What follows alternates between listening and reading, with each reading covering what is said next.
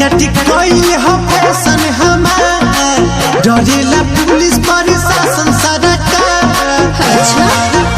अरे लगलू बने मारी कटी कोई हो फैशन हमार डरेला पुलिस प्रशासन सरकार। लागता हमरा के चिन्हत न बारे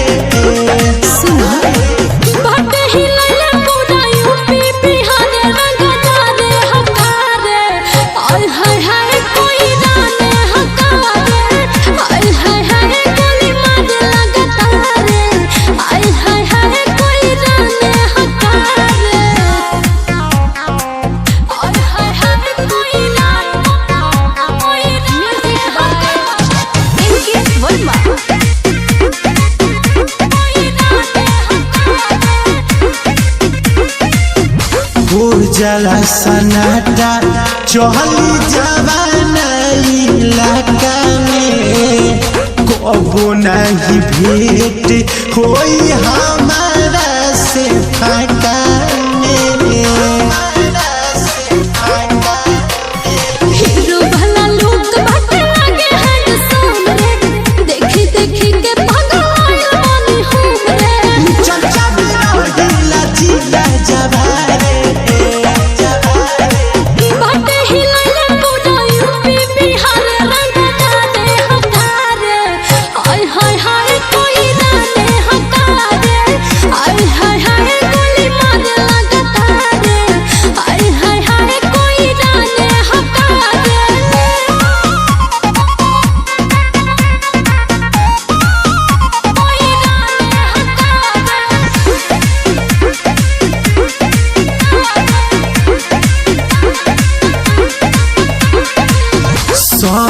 रंगा दहरन के तो गम बाप गो लईकी कहेली सनरी टाइगर सराप गो।